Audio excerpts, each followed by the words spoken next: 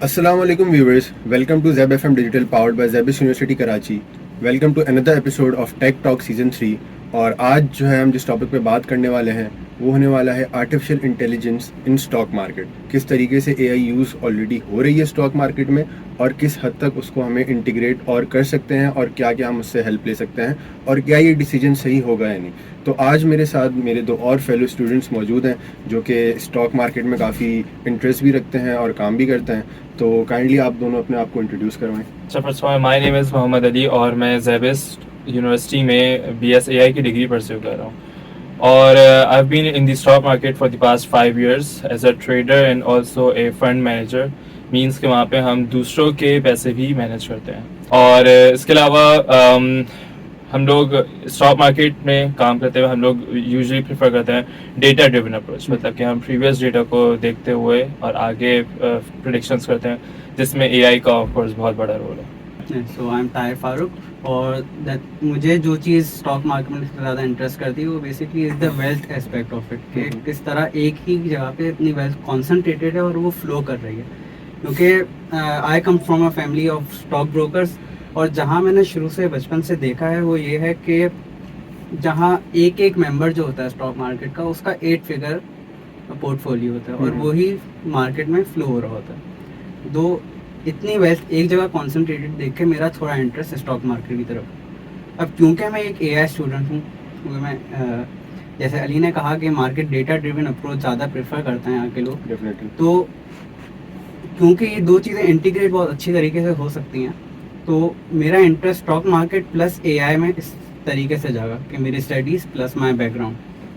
So basically to start off, अब सबसे पहले जो एक नॉर्मल इंसान के दिमाग में सवाल आता है कि कोई भी नई चीज़ है, जैसे फॉर एग्जांपल अब स्टॉक मार्केट में आपने बताया कि आप 5 साल से काम कर रहे हैं, आपका फैमिली बैकग्राउंड जो है वो इस तरह का है, तो अब आप लोगों को तो बिल्कुल नॉलेज होगी एंड मैं भी कुछ टाइम से इस चीज़ में काम कर रहा हूँ तो मुझे भी नॉलेज है। लेकिन एक आम इंसान जो है जिसको पता ही नहीं है कि एक स्टॉक मार्केट किस तरीके से वर्क करती है और क्या चीज़ें होती हैं, क्या मतलब बेसिक एस्पेक्ट्स होते हैं, क्योंकि हम ये तो डिस्कस कर सकते हैं कि हम AI को कैसे इंटीग्रेट करें, लेकिन एक आम इंसान जिसको ये पता ही नहीं है कि स्टॉक मार्केट काम उसके बेसिक्स क्या हैं, तो आप लोग अपने एक पॉइंट ऑफ व्यू से बताना कैसे चाहेंगे एक नॉर्मल इंसान को जो कि नॉन टेक्निकल गाय है कि स्टॉक मार्केट कैसे काम करती है, ताकि उसको उसके बाद ही हम ये समझा सकें कि उसमें AI कैसे इंटीग्रेट होगी। अच्छा देखें, ट्रेडिंग वर्ड हम सब फेमिलियर हैं, सही है। आपकी अगर दुकान है तब भी आप ट्रेडिंग कर रहे हैं, ठीक है। आपका कोई शॉपिंग मॉल है तब भी आप ट्रेडिंग कर रहे हैं। ट्रेडिंग का एक बेसिक उसूल क्या होता है? सस्ता खरीदो महंगा बेचो, ऐसा ही है, ठीक है। तो स्टॉक मार्केट भी जो है ना ये पूरी इसी प्रिंसिपल पे बेस करती है। बहुत अगर मैं आपको बिल्कुल आसान अल्फाज में समझाऊं, क्या हर बंदे की वहाँ पे कोशिश क्या होती है कि मैं सस्ती कोई चीज खरीदूं और महंगी बेचूं, ठीक है। अब as a whole stock market क्या है, देखें आप और मैं पाकिस्तान में रहते हैं, सही है। हम रोजमर्रा की जिंदगी में बहुत सारे कंज्यूमर प्रोडक्ट्स इस्तेमाल कर रहे हैं, ठीक है।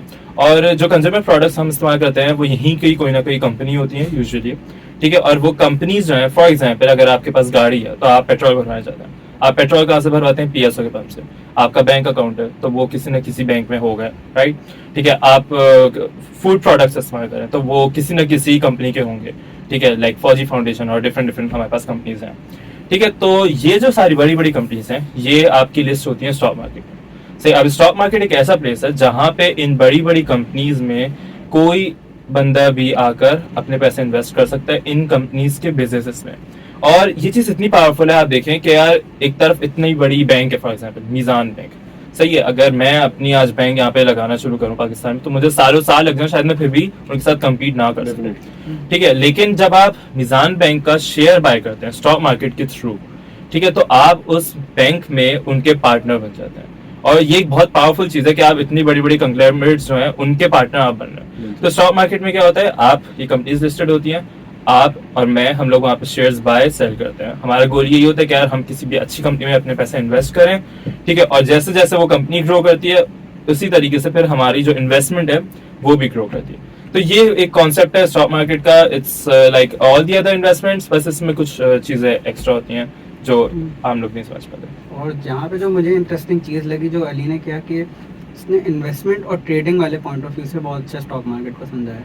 The thing I want to highlight for layman वो ये है कि लेट्स से हम बिजनेस चारों तरफ हमारे चल रहा होता है, अगर हम स्टूडेंट्स हैं, हम भी कहीं ना कहीं स्टार्टअप कुछ करने का सोच रहे होते हैं, या बिल्कुल। हमने कभी स्टार्ट कर भी लिया होता है, तो होता क्या है कि हम बिजनेस स्टार्ट करते हैं, हम उसके ऑपरेशंस चल रहे होते हैं, स्टार्ट हो रहा होता है, एक प्लेटू आ जाता है जहाँ पे हमें फंडिंग की ज़रूरत होती है, और हम और लोग नहीं रख सकते, क्योंकि लेट्स से हम हमारे फंड्स और जमा करने के लिए हम अपनी कंपनी मेजॉरिटी अपने पास रखते हैं और बाकी हम पब्लिक कर देते हैं। अब यहाँ पे कंपनीज क्यों लिस्ट होती हैं? वो इसलिए होती हैं कि उनकी फंडिंग बढ़े, वो अपने ऑपरेशन जो कर रहे हैं उनको स्केल अप कर सकें, और आगे जो उनके प्रोजेक्शंस हैं, जो उनको काम करने हैं, वो सारे ऑपरेशंस पूरे कर सकें। तो स्टॉक्स की ज़रूरत उनको वहाँ पे पड़ती है। अब वो जब वो पब्लिक कंपनी पब्लिक हो जाती है तो उसके बहुत सारे शेयर्स बनते हैं। अब वो शेयर्स लोग बाय करते हैं, सेल करते हैं।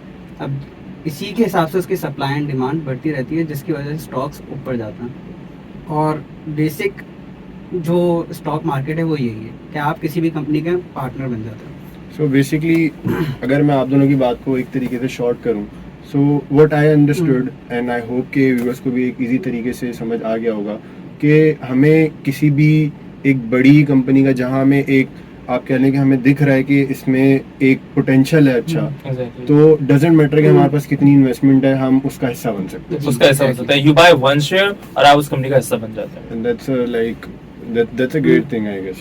Moving on, अब स्टॉक मार्केट की तो हमने बात कर ली है। अब बेसिकली हमारा मेन मकसद जो है यहाँ बैठ के आज बात करने का, वो है AI को हम स्टॉक मार्केट के साथ कैसे इंटीग्रेट कर सकते हैं। सो फर्स्ट ऑफ ऑल मैं आप लोगों का ओपिनियन जानना चाहूँगा, what do you guys think कि क्या AI को स्टॉक मार्केट के साथ इंटीग्रेट करवाना इज़ अ गुड डिसीजन और नॉट, एंड व्हाई? सबसे पहले तो you won't believe me, but AI is already integrated in the stock market. So according to research which was done in 2019, 90% of the trades are done by AI already. और हमें इसका अंदाज़ा नहीं है, क्योंकि हम कोई भी टेक्नोलॉजी ले लें, कंप्यूटर्स ले लें, इंटरनेट ले लें, उसको पब्लिक तक आने में हमने अक्सर देखा है कि डेकेड्स लग जाते हैं। डेफिनेटली, स्पेशली अगर थर्ड वर्ल्ड कंट्रीज हम देखें तो, और पाकिस्तान में ये गैप और भी ज़्यादा होता है। अब AI में भी ऐसा है। अब लोग ये सुन के सरप्राइज होते हैं कि AI की जो फाउंडेशंस थी वो 1950s में सेट हो गई थी, और AI अभी हमारे पास आई है। और अभी भी हम देखें जो मेजर फंड्स हैं, ग्लोबल मार्केट्स की बात कर लें हम, उसमें रिसर्च के हिसाब से 90% of the trades were done by AI in 2019। और ये अब उसके बाद ChatGPT का बूम आया, उसके अलावा अभी AI का बूम चल ही रहा है। हाँ, NVIDIA, इतनी बड़ी बड़ी कंपनीज आई हैं हमारे पास, तो ये सारा AI ही चला रही है ट्रेडिंग। क्योंकि देखें, हम इंसान हैं, हम एक साथ इतनी सारी कंपनीज का डेटा फौरन से नहीं देख सकते हैं। बिल्कुल। और इसके साथ ना इतने नंबर्स होते हैं, वो हम एज ए ह्यूमंस फौरन से कॉम्प्रिहेंड नहीं कर सकते। और ये चीज़ पैटर्न रिकग्नाइज करना, न्यूज़ देखना, फंडामेंटल्स देखना, फंडामेंटल्स के बारे में अली आपको भी और बताएंगे, फंडामेंटल्स देखना, टेक्निकल्स देखना स्टॉक मार्केट के, तो ह्यूमन कर सकते हैं। लेकिन जिस लेवल पे AI कर सकता है इन एन इंस्टेंट, फॉरन से इतनी सारी कंपनीज का, इतने सारे एसेट्स का, वो हम ह्यूमंस नहीं कर सकते। तो इंटीग्रेशन की बात है जहाँ तक, AI is already in the market. अब आपको उससे फ़ायदा उठाना है नहीं उठाना, वो आप पे है। अच्छा, अब देखिए, बात ताई ने बिल्कुल सही की कि आपको AI को लाना पड़ेगा। AI को इंट्रोड्यूस ऑलरेडी हो चुकी है, लेकिन एक लेमैन, एक रिटेल ट्रेडर, हम और आप, हमें भी AI को इंटीग्रेट करना पड़ेगा। वाई? बिकॉज जो बिग टेक है, जो बड़े बड़े फंड मैनेजर्स हैं, बड़ी बड़ी कंपनीज है जहाँ पे ट्रेडिंग होती है, और वो उन लोगों की ट्रेडिंग ऐसी होती है कि यार हम वो समझ भी नहीं सकते। उन लोगों की ये नहीं होता कि यार मैं देख रहा हूँ, चार्ट्स देख रहा हूँ और चीज़ें समझ रहा हूँ, मैं एक बंदा बैठा है वो क्लिक कर रहा है, ट्रेड बाय सेल नहीं। उन लोगों की होती है कंप्यूटर से ट्रेडिंग, और इसे कहते हैं हाई फ्रीक्वेंसी ट्रेडिंग, इसे कहते हैं ना, ठीक है, जिसमें आपका कंप्यूटर सारी ट्रेड्स एग्जीक्यूट करता है। अब ये जो सारी चीज़ है ना, यहाँ पे AI का बहुत बड़ा पार्ट होता है। सही है, AI इन्वॉल्व है इस चीज़ में, सही है। और जैसे ताया ने कहा कि पैटर्न रिकग्निशन, फंडामेंटल एनालिसिस, ये सारी चीज़ें आप एज ए ह्यूमन कर सकते हैं और करते आ रहे हैं लोग, और आज भी बहुत सारे लोग कर रहे हैं। लेकिन मसला क्या है, आप बहुत स्लो कर सकते हैं, क्योंकि आप एज ए ह्यूमन आप 50 रिपोर्ट्स खोल के नहीं बैठ सकते। सही है, वही चीज़, ठीक है। लेकिन हाँ, एक चीज़ जरूर है कि AI को आप एग्जीक्यूशन कंट्रोल नहीं दे सकते, कि यार एआई अपनी मर्जी से खुद ही एनालिसिस करे और खुद ही आपके पैसों पे, क्योंकि आपके पैसे हैं वो, आपके पैसों पे एआई खुद ही डिसीजन ले और वो एग्जीक्यूशन वहां पे करे, ये चीज आप एआई को मुझे लगता है नहीं दे सकते। इस जगह पे आके आपको एक बंदा बैठाना पड़ेगा, सही है, आपको कोई ना कोई या तो बंदा हो या कोई एक प्रोग्राम कंप्यूटर हो, सही, क्योंकि एआई जो है वो प्रोग्राम नहीं है, वो ट्रेंड है, ठीक है। प्रोग्राम में क्या होता है कि आपके पास रूल्स होता है, ठीक है, तो आपके पास या तो एक सिस्टम इन प्लेस हो जो एआई ना हो, बस एक कंप्यूटर प्रोग्राम हो, सही, या फिर एक बंदा हो।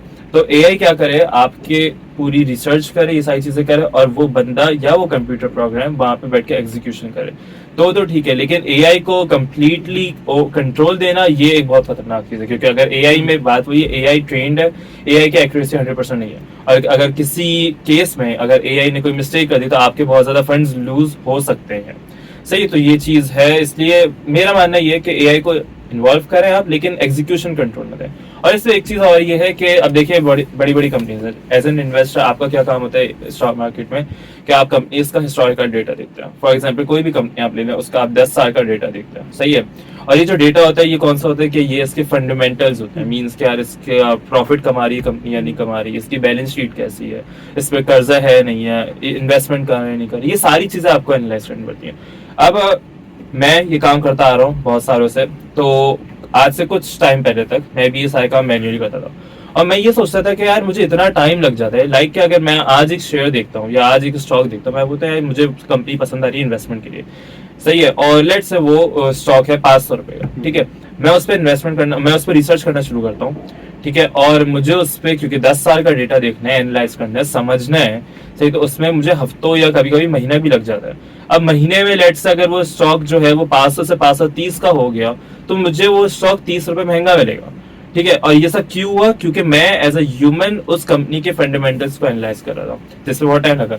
लेकिन अब मैं भी ये कर रहा हूँ, और बहुत सारे लोग ऐसे कर रहे हैं कि ये सारा काम अब करवा रहे एआई से, कि एआई को आपने आजकल बहुत जो आसान तरीका हुई है कि आपने अपनी बस रिपोर्ट्स, फंडामेंटल रिपोर्ट्स होती हैं, चैट जीपीटी या जेमिनी या किसी भी एलएलएम में आपने इनपुट कर दी, और वो आपको उसकी बेसिस पे एनालिसिस करके देती है। लेकिन वही बात कि एग्जीक्यूशन कंट्रोल आपके पास होता है, उसने आपको एनालिसिस करके दे दिया, अब आपकी मर्जी आप शेयर बाय करो या ना करो। तो ये चीज है कि आप कंप्लीट टेक कंट्रोल नहीं कर सकते एआई को, लेकिन हाँ आपको इम्प्लीमेंट करना लाजमी है एआई। सो बेसिकली आपने जो बात कही कि एग्जीक्यूशन वाला जो फैक्टर है वो हमें एआई पे नहीं छोड़ना चाहिए, डेफिनेटली इट्स नॉट 100% एक्यूरेट। लेकिन मेरा आपसे यहाँ पे एक सवाल ये बनता है कि फॉर एग्जांपल हम एनालिसिस वाला जो पार्ट है वो हम एआई को दे देते हैं, एंड उसके बाद हम डिसीजन मेकिंग वाला जो पार्ट है वो हम अपने पास रखते हैं। सो जो हमारा डिसीजन होगा, अगर हम एनालिसिस एआई से करवा रहे हैं तो ऑब्वियसली उस एनालिसिस के बेस पे ही हम डिसीजन लेंगे। तो इजंट इट पॉसिबल कि अगर आपके अकॉर्डिंग एआई डिसीजन गलत ले सकता है, तो maybe there is a chance कि वो एनालिसिस भी गलत करे, तो उस गलत एनालिसिस की बेस पे अगर हम खुद भी डिसीजन ले रहे हैं तो वो भी गलत होगा। तो काइंड ऑफ ये क्या उस तरफ बात नहीं जा रही कि एआई अगर गलत डिसीजन ले और हम उसके गलत एनालिसिस पे बेस गलत डिसीजन ले, तो काइंड ऑफ वो दो पॉइंट्स एक तरफ नहीं जा रहे हैं। देखें, अब यहाँ पे बात ये कि देखें, लेट्स से एआई ने एक एनालिसिस आपको करके दिया, एआई ने बोला कि यार ये कंपनी अच्छी है इन्वेस्टमेंट के लिए, और एआई ने आपको सारे उसके पैरामीटर्स बता दिए कि यार ये क्यों अच्छी है।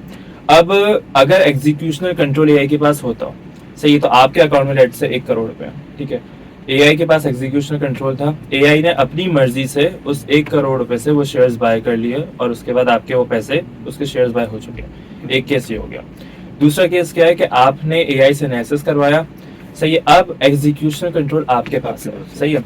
इसमें क्या है, इसमें एक और लेयर है सिक्योरिटी की, वो क्या है कि यार आपने जब एआई का एनालिसिस, एआई ने एनालिसिस करके आपको दिया, अब आप एज ए ह्यूमन आप वो एनालिसिस दोबारा नहीं करते हो, लेकिन आप वो करके देखते हो, आप वो देखते हो, गो थ्रू करते हो, राइट, सही, वेरीफाई करते हो कि यार एआई ने एनालिसिस किया भी है या नहीं किया, सही है। तो यहाँ पे आपके पास एक और लेयर आ जाती है, सही है, और इस लेयर में क्या है कि आप सारी चीजें फिल्टर आउट करते हो, हाँ यार एआई ने ये चीजें की हैं। और वही बात कि अगर आपके पास एआई इंटीग्रेटेड है किसी सिस्टम प्रोग्राम के साथ जो कि रूल्स की बेसिस पे होता है, कोई भी कंप्यूटर प्रोग्राम, सही, तो वो भी ये काम कर सकता है, वेरीफाई कर सकता है कि यार एआई ने एनालिसिस सही किया भी या नहीं किया, क्योंकि जो फंडामेंटल एनालिसिस है ये सारे कैलकुलेशन की बेसिस पे होता है, सारी मैथमेटिकल कैलकुलेशन होती है। तो आपका जो प्रोग्राम है वो इसको कंप्यूटर स्पीड से, सही, वो वेरीफाई कर सकता है कि यार ये फॉर्मूलाज एआई ने यहाँ पे सही यूटिलाइज किए हैं या नहीं किए हैं। तो अब यहाँ पे जब आपने AI से एनालिसिस करवा लिया, फिर आपने किसी कंप्यूटर प्रोग्राम के थ्रू वेरीफाई कर लिया, खुद वेरीफाई कर लिया, तो अब आपके पास मर्जी है कि आप उसकी एग्जीक्यूशन करो या ना करो। तो आपके पास क्या है यहाँ पे, फर्स्ट ऑफ ऑल वही चीज़ कि आप AI पे कम्प्लीटली रिलाई नहीं कर रहे, और आपके पास एक और लेयर भी आ गई जो कि आप या कोई कंप्यूटर सिस्टम है सिक्योरिटी की, जहाँ पे आपने वेरिफिकेशन कर ली, फिर आपने एग्जीक्यूशन ले ली। तो ये कम्प्लीटली डिफरेंट थिंग्स है ना। सो बेसिकली अगर एक मेन पॉइंट इसका एक समराइज किया जाए तो वो बेसिकली ये है कि हम जो है AI की एक तरीके से अपना काम आसान करने के लिए हेल्प ले रहे हैं। जी, काम हम खुद ही कर रहे हैं, काम खुद ही कर रहे हैं, टाइम एग्जैक्टली ऐसा ही है। अब बहुत सारे स्टूडेंट्स आजकल अगर हम देखें तो वो क्या कर रहे हैं कि यार अपना जो पूरे असाइनमेंट्स होते हैं वो चैट GPT से करवाते हैं, ठीक है, और उसके बाद वो सबमिट कर देते हैं। बाद में उनको या एक असाइनमेंट तो चलो फिर ठीक है, लोग एग्जाम की तैयारी पूरी चैट GPT से करते हैं और ब्लाइंडली उस पर ट्रस्ट कर लेते हैं। अब लोग क्या करते हैं कि अपना पूरा असाइनमेंट या अपना पूरा एग्जाम जो है उसकी तैयारी की चैट GPT से, वही एग्जाम में करके आ गए, टीचर ने चेक किया, टीचर ने बोला बेटा आपका आंसर ठीक नहीं था, वो ये बोलेंगे भाई मैंने तो चैट GPT से किया है। लेकिन फिर उनको ये बात समझ नहीं आती कि chat GPT is not always right. सही है, वो बुक की सारी चीजें जो आपकी एग्जाम की बुक में जहां से आपको प्रिपरेशन करनी थी उसमें जो सारी चीजें लिखी हुई थी, सही है, चैट GPT हो सकता है वो सारी चीजें कवर ना करे। सही, तो अब यहाँ पे आपके पास जो है ना, इसलिए आप ब्लाइंडली ट्रस्ट नहीं कर सकते AI को कभी भी किसी भी मामले में।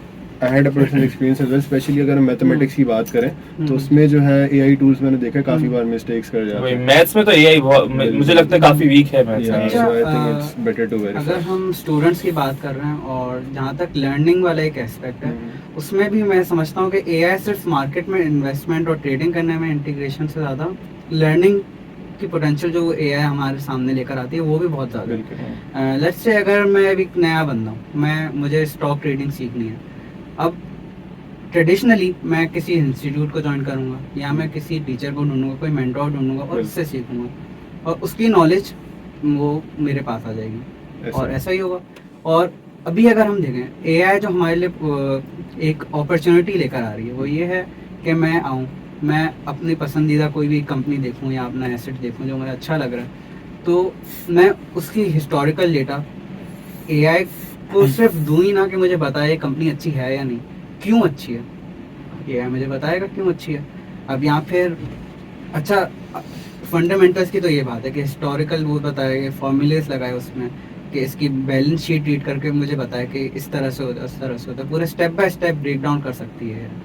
और उसके अलावा अगर हम टेक्निकल एस्पेक्ट में जाएँ, चार्ट्स जो कि आई थिंक के मेजॉरिटी ऑफ स्टूडेंट्स के लिए सबसे ज़्यादा ओवरवेलमिंग होता है कि ये नंबर्स हैं क्या, ये कैंडल्स बनी हुई आ रही हैं क्या।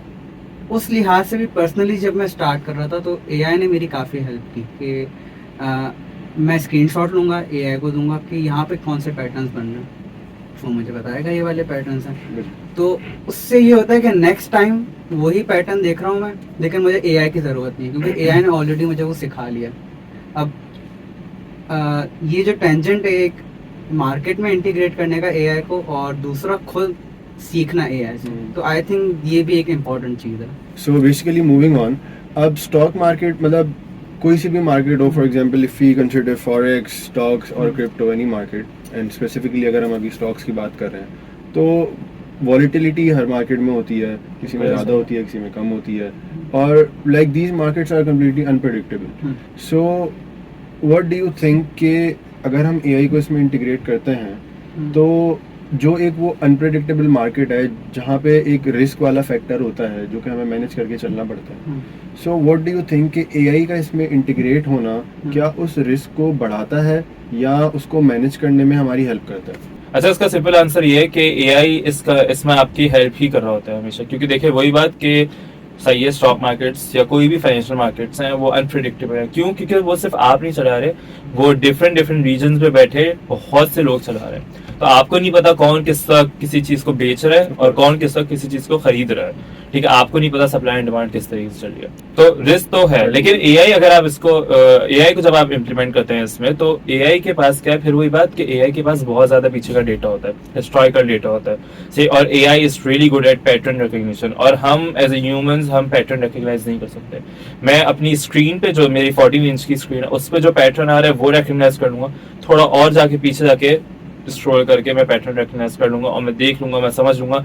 लेकिन ये जो इतने सारे पैरामीटर्स होते हैं ना, क्योंकि बहुत सारी ट्रेडिंग इज बेसिकली थोड़ी सी कॉम्प्लेक्स तो है, क्योंकि इससे आपके पास 10 चीजें चल रही होती है, आपके पास बहुत सारे इंडिकेटर्स होते हैं। तो एआई इसको क्या कर सकती है, एआई इसको समझ सकती है, इन सारे इंडिकेटर्स को समझ सकते हैं और इनमें पैटर्न रिकॉग्नाइज कर सकती है कि यार हाँ, अगर पैरामीटर एक्स की वैल्यू 50 से ऊपर और पैरामीटर y की वैल्यू 50 से नीचे फॉर एग्जांपल, तो क्या होता है, उसका आउटकम क्या होता है। तो एआई इसमें आपकी बहुत ज्यादा हेल्प करती है कि इसको किसी हद तक प्रिडिक्टेबल बना लेती है। और यही वजह है कि आज आप देख रहे हैं कि बड़े बड़े जो फंड्स हैं, जैसे मैंने आपको शुरू में बताया कि बड़े बड़े जो फंड्स हैं वो लोगों से बैठ के ट्रेडिंग नहीं करवा रहे, वो एआई से, वो कंप्यूटर सिस्टम से ट्रेडिंग करवा रहे हैं। और जहां तक बात है रिस्क मैनेजमेंट की, तो रिस्क मैनेजमेंट में बिल्कुल ऐसे ही होता है। और इसमें सिर्फ एआई का पार्ट नहीं होता रिस्क मैनेजमेंट में, इसमें स्टेटिस्टिक्स का भी पार्ट होता है आपके पास, कि आप जब ये सारी चीजें कंबाइन करते हो तो आपका जो एक पूरा कंप्लीट पोर्टफोलियो होता है उस पर आपको एआई बेस्ड डिसीजंस और एआई बेस्ड रिकमेंडेशन मिल जाती है कि यार आप अपने पोर्टफोलियो को किस तरीके से मैनेज कर सकते हो, कौन सी एसेट क्लास अभी इस टाइम पीरियड में आपको ज्यादा रखनी चाहिए, कौन सी एसेट क्लास कम रखनी चाहिए। सही, तो आप, और ये चीज बहुत तेजी से उस पर जो है ना आप चेंज कर सकते हो, आप समझ सकते हो, मैनेज कर सकते हो। वैसे अगर आप ऐसा ह्यूमन ये करोगे तो आप कितना ही कर लोगे। सही, आपके पास इतना टाइम ही नहीं होगा कि आप सारी चीजें समझो। सही, अब आपको पता है, मैं आपको एक बड़े मजे की बात बताता हूँ। क्रूड ऑयल कमोडिटी ये ट्रेड होती है, ठीक है, आपके एक्सचेंजेस पे ट्रेड होती है। अब एज अ ह्यूमन हम लोग क्या करते हैं कि चार्ट खोली और उस पर पैटर्न्स बनाए, लाइंस बनाई कि हाँ क्रूड ऑयल ये यहाँ से ऊपर जाएगा, यहाँ से नीचे जाएगा, और हमने इस तरीके से खरीद लिया या बेच लिया, जो भी है। आपको पता है दुनिया में किस तरीके से अब जो बड़े बड़े कंप्यूटर सिस्टम्स वहाँ पे कैसे ट्रेडिंग हो रही है, वो क्या देखते हैं, सैटेलाइट के थ्रू वो ये चीज चेक करते हैं कि आपके ओशंस में जो क्रूड ऑयल के जो कंटेनर्स हैं, सही, और जो शिपमेंट्स है, कार्गोज है सारी, ये किस तरफ है, ठीक है, ये इसकी लोकेशन देखते हैं। और फिर वो क्या देखते हैं कि क्रूड ऑयल, सनलाइट है, ठीक है, उनके जो टैंक्स हैं, टैंक्स का शेडो किस तरफ है, और वो शेडो से ये चीज एनालाइज कर लेते हैं कि इस क्रूड ऑयल के कार्गो में क्रूड ऑयल बहुत ज्यादा है या बहुत कम है। तो फॉर एग्जांपल अगर किसी कंट्री की तरफ क्रूड ऑयल की बहुत ज्यादा शिपमेंट्स जा रही हैं, ठीक है, और बहुत ज्यादा शिपमेंट्स उस कंट्री की तरफ जा रही है, फॉर एग्जांपल अगर यूएस की तरफ जा रही है, तो अब क्या है कि हाँ यूएस में क्या है, डिमांड बढ़ रही है, ठीक है। अब वो इन शिप्स की मूवमेंट से कि ग्लोबली किस तरीके से शिप्स मूव कर रही हैं और उनमें क्रूड ऑयल कितना है, सही, ये प्रिडिक्ट कर लेते हैं कि क्रूड ऑयल ऊपर जाने वाला है या नीचे जाने वाला है। अब अगर यूएस से शिप्स वापस आ रही हैं गल्फ रीजन की तरफ, फॉर एग्जांपल दे रहा हूँ मैं आपको एक, ठीक है, और वो शिप्स 50% या 60% वापस आ रही हैं और फुल एम्प्टी नहीं होती, मींस के इस वक्त यूएस में डिमांड कम है, तो उसकी बेसिस पे वो प्रेडिक्ट कर लेंगे कि डिमांड कम है तो मींस के प्राइस नीचे जाने वाले, तो वहां पे इस तरीके से ट्रेडिंग। अब आप सोचिए किस लेवल पे ये चीज है ना। अब आप एज ए ह्यूमन आप ये कर सकते हैं, आप नहीं कर सकते, आप ये रिकॉग्नाइज नहीं कर सकते।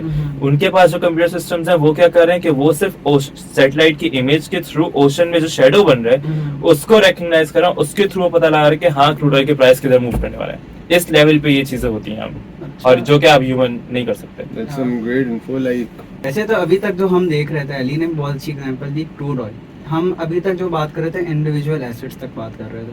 अब अली ने जो कहा कि हम सैटेलाइट से देख लेते हैं कि शिपमेंट्स कहाँ जा रही हैं क्रूड ऑयल की, उसके हिसाब से हम प्रिडिक्ट कर सकते हैं। लेकिन इसी से मुझे एक चीज़ याद आई कि हम ऐसी चीज़ें देखे बगैर, मतलब लेट्स से हमें पता है कि क्रूड ऑयल यहाँ से वहाँ जा रहा है, हम और चीज़ें भी प्रेडिक्ट कर सकते हैं। अगर हमने ये प्रेडिक्ट कर लिया, हमने इतनी एनालिसिस कर ली कि क्रूड ऑयल अब ऊपर जाएगा, तो हम सिमिलरली और चीज़ें भी देख सकते हैं और इंडस्ट्रीज भी देख सकते हैं जो क्रूड ऑयल की वजह से ऊपर जाएंगे। like correlation हाँ, जो जैसे लॉजिस्टिक्स हो गई, जहाँ पे जैसे PIBTL है, अब क्रूड ऑयल जब ज़्यादा ऊपर जा रहा है तो मेरे ख्याल से इनका भी काम ज़्यादा बढ़ेगा, इनका काम ज़्यादा बढ़ेगा तो इनके शेयर्स भी ऊपर जाएंगे। तो बेसिकली जैसे जैसे हम ज़्यादा इसको एक्सप्लोर कर रहे हैं तो हम इंडिविजुअल एसेट से हम बाहर आ रहे हैं, अब ग्रुप एसेट्स की तरफ आप मूव करते चल रहे हैं। तो वो किस तरीके से ऐसे बताया गया है, बहुत अच्छा पॉइंट है। और ये एक टूल था, मुझे याद नहीं उसका नाम क्या है, उस टूल में क्या था कि यार फॉर एग्जांपल एक कंपनी है, ठीक है, और फॉर एग्जांपल एक ऑटो पार्ट्स की कंपनी है या ऑटोमोबाइल की कंपनी, अब वो ऑटो पार्ट्स इंपोर्ट करती है, पेंट इंपोर्ट करती है, खरीदती है, बनवाती है, सही है। तो अब वो उसमें जो है ना उस टूल में सारी चेन थी, सप्लाई चेन थी कि यार ये जो कंपनी है ये अपने जो रॉ मटेरियल है वो किससे मंगवाती है, पेंट किससे मंगवाती है, अच्छा वो पेंट की कंपनी केमिकल किससे मंगवाती है। तो अब आप सोचें कि ये चीजें आप ऐसे ह्यूमन एनालाइज कर ही नहीं सकते, आपको पता ही नहीं है। अब इसमें क्या हो रहा है पूरे में कि यार जब आपके पास सिर्फ कार्स का डेटा आता है कि यार गाड़ियां ज्यादा बिकी हैं, ऑटोमोबाइल की इंडस्ट्री अच्छी चल रही है, तो इसमें वो पूरी जो सप्लाई चेन है उस पे इम्पैक्ट पड़ रहा है, और जो एज ह्यूमंस आप नहीं समझ सकते, आपको पता ही नहीं चलेगा। तो लेकिन आप एआई के थ्रू और कंप्यूटर सिस्टम्स के थ्रू आप पता लगा सकते हैं, हाँ ये ऑटो पार्ट्स की कंपनी है, ये पेंट इनसे मंगवाती है, तो गाड़ियां ज्यादा बिकनी है, तो पेंट ज्यादा यूटिलाइज होगा, तो पेंट ज्यादा अगर बनेगा तो केमिकल ज्यादा होंगे, तो केमिकल सिर्फ बनेंगे नहीं, इम्पोर्ट ज्यादा होंगे, तो जो लॉजिस्टिक्स की कंपनीज हैं उनकी प्रॉफिटेबिलिटी बढ़ेगी जो ये केमिकल्स इम्पोर्ट करते हैं। ये पूरी सप्लाई चेन होती है, और अगर आप ये समझ सकते हैं, सही है, फर्स्ट ऑफ ऑल आप एज ह्यूमन नहीं समझ सकते इसको, आपको कोई ना कोई कंप्यूटर सिस्टम और एआई को ही इम्प्लीमेंट करना पड़ता है इस सारी चीज को समझने के लिए। So basically like एक कंपनी को टारगेट करते करते हम 10 और कंपनी से एग्जैक्टली ऐसा ही, और स्टॉक मार्केट में देयर इज अ चांस कि हम लाइक अनफॉर्चुनेटली कोई किसी से कोई एक या दो चांस मिस हो जाए, क्योंकि देयर आर 100 थिंग्स, तो कुछ भी हो सकता है। सो बेसिकली अगर वो मिस भी हो जाए तो हमारी मतलब जो मेहनत हमने की होती है उसकी बेसिस पे हम, और जो हमारे पास 10 चांस क्रिएट हो रहे हैं उनमें से हम कोई ना कोई ग्रैब कर सकते हैं। बिल्कुल ऐसा ही। That's a great info. So ये तो अब मेजरली जो हमारी बातें हैं कि स्टॉक मार्केट क्या है, एआई उसमें किस तरह इम्प्लीमेंट हो सकती है, होनी चाहिए नहीं होनी चाहिए, हमने सारे फैक्टर्स देख लिए। अब जो एक मेन फैक्टर हमारे पास एक हर फील्ड में हर पॉइंट पे एक जो फैक्टर हमारे पास आता है वो होता है रूल्स और एथिक्स का, एथिक्स एंड जो है regulation. So what do you guys think कि एआई का स्टॉक मार्केट में जो यूज़ है क्या उस पर कुछ लिमिट्स होनी चाहिए या नहीं होनी चाहिए, and if you guys are in favour of this कि ऐसा होना चाहिए, then give me at least like one good point कि क्या लगता है आपको कि बाकी चीज़ें तो सही हैं बट ये एक चीज़ जो है वो एटलीस्ट इसमें इंक्लूड होनी ही चाहिए। अब देखें एआई में हम हमेशा एक चीज बोलते हैं, garbage in garbage out, which means क्या, देखें एआई में जो है ना मॉडल्स होते हैं, मॉडल्स इज कि आप एक कंप्यूटर, आप एक सिस्टम ऐसा ट्रेन करते हैं, उसको बहुत सारा डेटा फीड करते हैं, उसको पढ़ाते हैं, सही है। अब आप एक स्टूडेंट है, अगर मैं आपको कोई फजूल चीजें पढ़ाना शुरू कर दूं, सही है, मैं आपको बोलूं वॉल्स में क्यू भी आता है फॉर एग्जाम्पल, सही, तो आप भी आगे जाके यही बताएंगे ना कि यार वॉल्स में क्यू भी आता है, ठीक है, तो it's garbage in garbage out, ठीक है। एआई में भी ऐसे होता है, तो अगर आप एआई को गलत डेटा फीड करते हैं और फॉल्स डेटा फीड करते हैं तो एआई भी ऐसा ही आउटपुट करती है। और यहाँ पे आके वो पॉइंट आता है कि अगर आप इंडिविजुअल लेवल पे गार्बेज डेटा फीड कर रहे हैं और आप इंडिविजुअल लेवल पे ही वही एआई का प्रोग्राम कोई भी आप यूटिलाइज कर रहे हैं, आप अपने तौर पे इस्तेमाल कर रहे हैं, तो दैट्स ऑलराइट, आपका सिर्फ आउटपुट गलत होगा। लेकिन जब आप जाते हैं इंडस्ट्रीज में, सही, जब आप जाते हैं किसी भी इंडस्ट्री में, ये सिर्फ स्टॉक मार्केट की बात नहीं, अगर आप हेल्थ केयर इंडस्ट्री में चल रहे हैं तो बड़ी सेंसिटिव इंडस्ट्री है। क्यों? क्योंकि अगर आपने उसको गलत बता दिया कि यार सर के दर्द की दवाई कौन सी है, उसको आपने गलत दवाई फीड करवा दी है, सही, आपने उसको कोई गलत बुक पढ़ा दी फॉर एग्जाम्पल, सही है, और अगर वो पब्लिक हो जाती है वो चीज, तो 10 लोग उस चीज से क्वेरी करेंगे, उस एआई मॉडल से क्वेरी करेंगे, सर के दर्द की दवाई बताओ, और वो कोई गलत दवाई बताए थे तो 10 लोग बीमार हो सकते हैं। अब यहाँ पे ना जब आपका एआई का मास आप यूजेज देखते हैं तो वहां पे आपको चाहिए होता है फिर आप एआई पे रेगुलेशंस लेकर आए, जो कि इंडिविजुअल्स का ऑफ कोर्स काम नहीं है, वो गवर्नमेंट अथॉरिटीज का काम है जो इन सारी चीजों को कंट्रोल कर रही है कि यार कोई भी मॉडल, कोई भी एआई मॉडल अगर पब्लिक हो रहा है, सही है, तो वो पीछे पूरा चेक किया जाए कि यार उसको डेटा क्या फीड कराया गया, उसको 10 तरीके से चेक किया जाए, क्योंकि इसमें सिर्फ ये नहीं होता कि यार सामने जो यूजर है उसको हार्म हो सकता है, उसको गलत नॉलेज मिल सकती है, ठीक है। इसमें दूसरा मसला ये आता है कि आपका साइबर सिक्योरिटी थ्रेट बहुत बढ़ जाता है कि अगर कोई एक एआई मॉडल, सही है, जो आपने जल्दी से ट्रेन कर दिया और आपने उसको मार्केट में पब्लिक कर दिया, तो आपका मॉडल हैक भी किया जा सकता है, उसको मैनिपुलेट भी किया जा सकता है। और यही चीज अभी इस वक्त हो रही है हमारी मार्केट में कि याद है जब इंटरनेट का बूम आया था और वेबसाइट्स बननी शुरू हुई थी, वेब 2 का जब बूम आया था, तो उसमें क्या हो रहा था कि यार बहुत हर बंदा वेबसाइट्स पे आ रहा है, हर बंदा वेबसाइट्स डिप्लॉय कर रहा है, तो उसमें क्या हुआ, लोग साइबर सिक्योरिटी के पॉइंट ऑफ व्यू को भूल ही गए, लोग एथिक्स को, रेगुलेशंस को भूल ही गए से। और उसके बाद क्या हुआ, जब ये इतना बूम आया, बहुत ज्यादा वेबसाइट्स आम हुई, तो हैकर्स एक्टिवेट हो गए, और हैकर्स ने उस वक्त बहुत, ये बात है 2008-2009 की, जब हैकर्स ने बहुत मास हैकिंग किया और बहुत चीजें, बहुत वेबसाइट्स लोगों की हैक हुई है और बड़े बड़े फ्रॉड्स हैं। तो अब इस वक्त जो है एआई भी उसी स्टेज पे कि हर बंदे को आप देखें, और रोज आप देखते हैं कि यार मैं अपना रोज सुबह उठ के ट्विटर खोलता हूं और मैं देखता हूँ उस पर कि भाई रोज एक नई डेवलपमेंट हो रही है में, तो इतनी तेजी से डेवलपमेंट हो रही है कि अब लोग जो है ना एथिक्स को, रेगुलेशंस को, साइबर सिक्योरिटी को, इन सारी चीजों को एआई में भूल गए। और होगा क्या, वही साइकिल रिपीट होगी। कुछ टाइम बाद हम देखेंगे भाई एआई मॉडल्स हैक होने शुरू हो गए और वो सही मॉडल ट्रेन हुआ होता लेकिन वो गलत आउटपुट दे रहा है। या मॉडल में से, इसमें बहुत बड़ी बात है, आप देखें आप कोई भी एआई मॉडल यूज कर रहे हैं, ठीक है, उसको 10 लोग यूज कर रहे हैं तो 10 का डेटा वो एआई मॉडल अंदर फीड कर रहा है, सही। अब वो 10 लोगों की कन्वर्सेशन देख रहा है। और मुझे इस चीज से खुद बहुत डर लगता है कि यार चैट जीपीटी एक ऐसी चीज है, वो आपकी और मेरी सारी बातें जो हमसे करते हैं, उसने हमारे पूरे पर्सोनास बना लिया है। उसको पता है कि यार अली ये बंदा है, अली स्टॉक मार्केट में होता है, अली की पसंद ये, अली की नापसंद ये, उसको सब पता है। अब सही है, उसको तो पता है, लेकिन कल को अगर ये एआई मॉडल ये हैक हो जाता है और मेरा डेटा लीक हो जाता है, तो वो जो हैकर्स हैं उनको मेरे बारे में सब पता होगी इन्फॉर्मेशन। और यूजुअली ऐसा भी होता है, लोग अपनी private information, credit card number, किसी भी केस में आपने इनपुट कर दिया उस एआई मॉडल में, तो ये सारी चीजें लीक हो जाएंगी। तो यहाँ पे बहुत ज्यादा जरूरी है इस वक्त किसी भी फील्ड में अगर एआई इंप्लीमेंट हो रही है तो वहाँ पे रेगुलेशंस हो, भले वो आपका मेडिकल की फील्ड हो या लॉ की फील्ड हो या स्टॉक मार्केट की फील्ड हो, कि जहाँ आपके पास सारे सिस्टम इन प्लेस हो, कि जो मॉडल्स ट्रेन किए जा रहे हैं रिसर्च के लिए वो ठीक है भी या नहीं है, वो गलत फॉर्मूले तो इस्तेमाल नहीं कर रहे। फॉर एग्जाम्पल अगर एक चीज का फॉर्मूला है x डिवाइडेड बाय y, और अगर आपने उस एआई मॉडल को ट्रेन करते हुए आपने y डिवाइड बाय x कर दिया, तो वो आउटपुट ही हमेशा गलत देगा। और जब ये मास लेवल पे जब ये इसकी इम्प्लीमेंटेशन होगी तो लोगों के नुकसान होंगे, लोगों का डेटा लॉस होगा, सही है। और जाहिर सी बात है फिर उसके बाद आपकी मिस इन्फॉर्मेशन बहुत ज्यादा बढ़ जाएगी।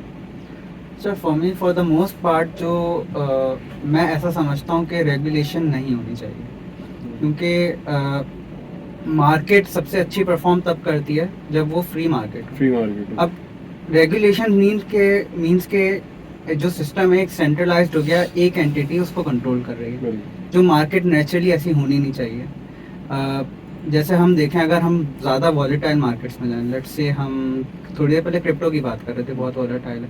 क्रिप्टो का एक ही सब सेक्शन है डेक्स, डिसेंट्रलाइज्ड एक्सचेंज। अब वहाँ पे बिल्कुल नए नए एसेट्स होते हैं, नए नए कॉइन्स होते हैं। अब वहाँ पे होता क्या है कि एक ही बंदा आएगा, एक ही वेल आएगी, और क्योंकि हम वेल उन लोगों को कहते हैं जो बहुत बड़ा एक परसेंटेज होल्ड कर रहे होते हैं किसी भी एसेट में, तो कोई भी वेल आएगी वो अपनी शेयर्स बाय करेगी या सेल करेगी, उसका इफेक्ट पूरे उस इकोसिस्टम में पड़ेगा, उस एसेट पे। अब बेसिकली अगर हम इसकी अगर हम रेगुलेशंस की तरफ जाते हैं तो यही इफेक्ट वापस से पूरी मार्केट में ना आए कि एक ही सेंट्रलाइज्ड एंटिटी पूरी मार्केट को कंट्रोल कर रही है। लेकिन बहरहाल मैं एक चीज़ पे चाहूँगा, कुछ चीज़ें जो हैं जो रेगुलेटेड हों, वो सोर्सिंग ऑफ डेटा, कि डेटा कहाँ से आ रहा है, अनएथिकल मीन्स से नहीं आ रहा, इनसाइडर डेटा नहीं आ रहा फॉर एग्जांपल, इस तरह से, क्योंकि फिर ये एक डेटा का एक गलत इस्तेमाल हो जाएगा। और दूसरी, अली ने एक बात बहुत अच्छी की कि सिक्योरिटी एस्पेक्ट ऑफ इट, कि क्योंकि हम सब उसमें एआई से इंटरेक्ट कर रहे हैं, हम उससे बाइंग सेलिंग उससे कर रहे हैं, अगर उसकी एनालिसिस के बेस कर रहे हैं, अगर वो लेट से हैक हो जाता है और प्रॉपर रेगुलेशंस नहीं है जो ये चीज़ रोकती हैं, तो उससे नुकसान ये होगा कि हमारा डेटा जा रहा है, हमारी बाइंग सेलिंग पैटर्न, हम जब ऐसा कर रहे हैं तो हमारे भी कुछ पैटर्न्स हैं, वो पैटर्न्स कोई और रिकग्नाइज करेगा, जाहिर सी बात है। तो इन दी एंड हमें ही नुकसान होगा। तो आई थिंक कहीं कहीं रेगुलेशंस की ज़रूरत है, in for the most part I don't think कि हमें रेगुलेशंस रखनी चाहिए इस मार्केट में। So to wrap up, basically आज जो हमने बात की है, so according to me summary ये बनती है कि एआई जो है वो स्टॉक मार्केट में हमारी डिसीजंस लेने में सिर्फ हेल्प नहीं करता, हमें एनालाइज करके देता है। जो एक स्पीड है, जो प्रोसेस है एक एनालाइज करने का, डिसीजन लेने का, तो उसमें जो है अगर हम स्पीड के फैक्टर को कंसिडर करें, एफिशिएंसी को देखें, तो वो सारी चीज़ों को बढ़ा रहा है, हमें डेटा ड्रिवन इनसाइट्स दे रहा है। सो टू रैप अप, मेरा आप लोगों से एक ही सवाल है, I just need a yes और नो। हमने बहुत लंबी गुफ्तगू की, बहुत इंफॉर्मेटिव सेशन रहा। At last you guys had different opinions कुछ चीज़ों पे you had same opinions. So at last what I want to ask is, क्या आप दोनों के according artificial intelligence को stock market में, like as you said in the start, कि already include हो चुकी है, but to some extent limited है, तो क्या AI को हमें stock market में एक अच्छे level पे include और involve करना चाहिए या नहीं, yes or no? Yes, definitely. Yes, definitely. But I want to add one thing कि पब्लिक के लिए इंक्लूड करना चाहिए, क्योंकि अभी हाँ जब हमने बात की कि ऑलरेडी इंक्लूडेड है, वो मेजर कॉर्पोरेशंस और फंड्स के लिए इंक्लूडेड है। एग्जैक्टली, पब्लिक को इन्वॉल्व करना चाहिए एआई को। so that's a good point. So thank you very much Tahir Ali for your time, and I hope कि ये सेशन से जो है आप लोगों ने भी बहुत सारी चीज़ें सीखी होंगी, मुझे भी बहुत सारी मेरी इन्फॉर्मेशन में जो है वो इजाफा हुआ इन दोनों से बात करके। Thank you so much for both of your time.